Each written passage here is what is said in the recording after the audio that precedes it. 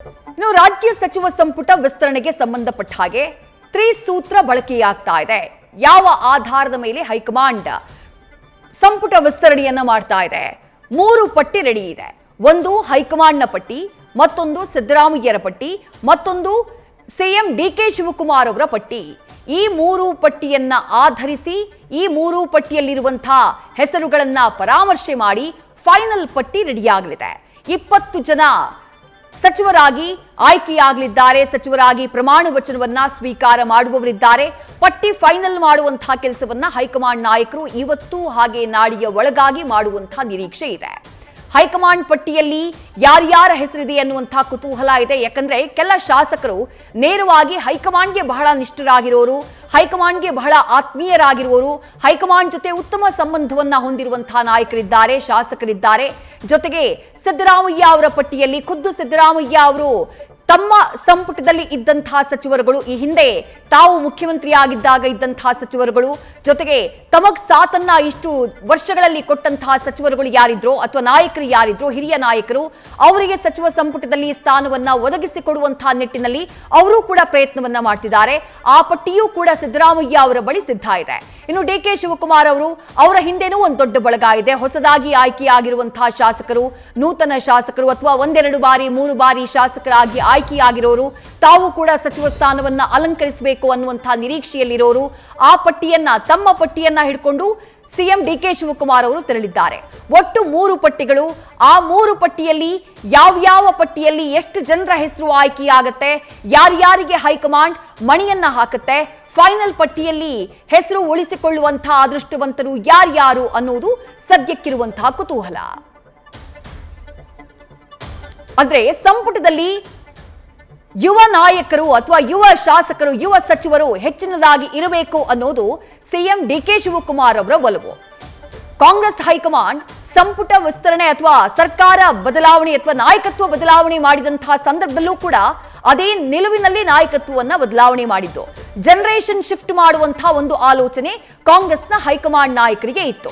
ಹೊಸಬರಿಗೆ ಇನ್ಮೇಲೆ ಅವಕಾಶವನ್ನ ಕೊಡಬೇಕು, ಪಕ್ಷದ ಚುಕ್ಕಾಣಿಯನ್ನ ಮುಂದಿನ ಹಲವು ವರ್ಷಗಳ ದೂರದೃಷ್ಟಿಯನ್ನ ಇಟ್ಕೊಂಡು ಹೈಕಮಾಂಡ್ ಅಂಥದ್ದೊಂದು ತೀರ್ಮಾನವನ್ನ ಮಾಡ್ತು.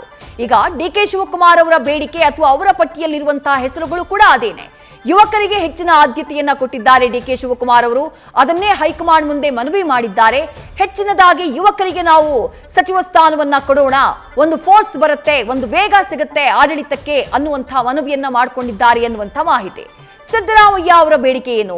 ಹಿರಿಯರಿಗೆ ಮತ್ತೆ ಅವಕಾಶವನ್ನ ಕೊಡಿ. ಏಕಾಏಕಿ ನೀವು ಹಿರಿಯರನ್ನ ಸೈಡ್ ಲೈನ್ ಮಾಡೋ ಹಾಗಿಲ್ಲ. ಪಕ್ಷಕ್ಕೆ ಅಷ್ಟು ಕೊಡುಗೆಯನ್ನ ಕೊಟ್ಟಿದ್ದಾರೆ, ಪಕ್ಷಕ್ಕೆ ನಿಷ್ಠೆಯಿಂದ ಇದ್ದಾರೆ. ಕಳೆದ ಹಲವು ದಶಕಗಳಿಂದ ಪಕ್ಷಕ್ಕಾಗಿ, ಕಾಂಗ್ರೆಸ್ ಪಕ್ಷಕ್ಕಾಗಿ ಕೆಲಸವನ್ನ ಮಾಡಿದ್ದಾರೆ. ಅವರನ್ನ ಏಕಾಏಕಿ ಸೈಡ್ ಲೈನ್ ಮಾಡಿದ್ರೆ ಅದರ ಪರಿಣಾಮಗಳು ಬೇರೆ ರೀತಿಯಾಗಿ ಆಗಬಹುದು. ಚುನಾವಣೆಗೆ ಇನ್ನಿರೋದು 1.5-2 ವರ್ಷಗಳ ಸಮಯ ಮಾತ್ರ. ಹೀಗಿರುವಾಗ ಹಿರಿಯ ನಾಯಕರನ್ನ ಈಗ ಕಡೆಗಣಿಸಿದ್ರೆ ಮುಂದಿನ ಚುನಾವಣಾ ವರ್ಷ ಬಂದಂತಹ ಟೈಮ್ನಲ್ಲಿ, ಚುನಾವಣೆ ಬಂದಂತಹ ಟೈಮ್ನಲ್ಲಿ ಅವರು ಆಸಕ್ತಿಯನ್ನ ತೋರಿಸ್ಲಿಕ್ಕಿಲ್ಲ, ಅವರು ಅಂತರವನ್ನ ಕಾಯ್ದುಕೊಳ್ಳಬಹುದು. ಅದರಿಂದ ನೆಗೆಟಿವ್ ಇಂಪ್ಯಾಕ್ಟ್ ಆಗಬಹುದು. ಜೊತೆಗೆ ಆಯಾ ಸಮುದಾಯಗಳಿಗೂ ಕೂಡ ರಾಂಗ್ ಮೆಸೇಜ್ ಪಾಸ್ ಆಗಬಹುದು. ಹಾಗಾಗಿ ಹಿರಿಯರಿಗೆ ಮತ್ತೆ ಅವಕಾಶವನ್ನ ಕೊಡಿ ಅನ್ನೋದು ಮಾಜಿ ಸಿಎಂ ಸಿದ್ದರಾಮಯ್ಯ ಅವರ ಬೇಡಿಕೆ. ರಾಹುಲ್ ಗಾಂಧಿ ಅವರ ಲೆಕ್ಕಾಚಾರ ಏನು? ಯುವ ಮುಖಗಳಿಗೆ ಅವಕಾಶಕ್ಕೆ ರಾಹುಲ್ ಗಾಂಧಿ ಒಲವನ್ನ ತೋರಿಸಿದ್ದಾರೆ. ರಾಹುಲ್ ಗಾಂಧಿ ಅವರು ಆರಂಭದಿಂದಾನು ಇಂಥದ್ದೊಂದು ಥಾಟ್ ಅನ್ನ ಇಟ್ಕೊಂಡಿರೋರು.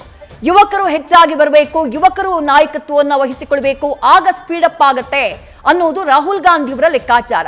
ಆ ಕಾರಣಕ್ಕಾಗಿನೇ ಯುವ ಮುಖಗಳಿಗೆ ಅವಕಾಶವನ್ನ ನೀಡೋದಕ್ಕೆ ರಾಹುಲ್ ಗಾಂಧಿ ಒಲವನ್ನ ತೋರಿಸ್ತಿದ್ದಾರಂತೆ. ಮತ್ತೊಂದು ಕಡೆ ಮಲ್ಲಿಕಾರ್ಜುನ ಖರ್ಗೆ ಅವರ ಲೆಕ್ಕಾಚಾರ ಏನು? ಇಲ್ಲ, ಹಿರಿಯರಿಗೂ ಅವಕಾಶ ಕೊಡಬೇಕು, ಅಂದ್ರೆ ಬ್ಯಾಲೆನ್ಸ್ಡ್ ಆಗಿ ಸಚಿವ ಸಂಪುಟವನ್ನ ರಚನೆ ಮಾಡಬೇಕು. ಏಕಾಏಕಿ ಹಿರಿಯರನ್ನ ಸೈಡ್ ಲೈನ್ ಮಾಡೋದಕ್ಕೆ ಸಾಧ್ಯ ಇಲ್ಲ. ಅದರ ಇಂಪ್ಯಾಕ್ಟ್ ಅಡ್ವರ್ಸ್ ಆಗಬಹುದು, ಪಕ್ಷಕ್ಕೆ ಎಫೆಕ್ಟ್ ಆಗಬಹುದು, ಚುನಾವಣೆಯ ಮೇಲೆ ಪರಿಣಾಮವನ್ನ ಬೀರಬಹುದು. ಹಾಗಾಗಿ ಹಿರಿಯರಿಗೂ ಕೂಡ ಅವಕಾಶವನ್ನ ಕೊಡಬೇಕು ಅನ್ನೋದು ಮಲ್ಲಿಕಾರ್ಜುನ ಖರ್ಗೆ ಅವರ ಲೆಕ್ಕಾಚಾರ. 4 ಆಲೋಚನೆಗಳು. ಅದರಲ್ಲಿ ಯಾವುದಕ್ಕೆ ಹೆಚ್ಚಿನ ಆದ್ಯತೆ ಸಿಗುತ್ತೆ, ಯಾರಿಗೆ ಹೆಚ್ಚಿನ ಮಣಿಯನ್ನ ಹಾಕಲಾಗುತ್ತೆ ಅನ್ನೋದು ಸದ್ಯಕ್ಕಿರುವಂತಹ ಕುತೂಹಲ.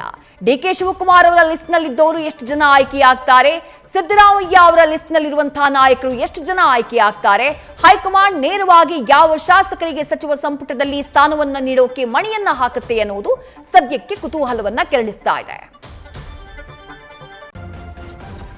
ನ್ಯೂಸ್ ಫಸ್ಟ್ ನಿರ್ಭೀತಿಯಿಂದ ನಿಮ್ಮ ಪರವಾಗಿ.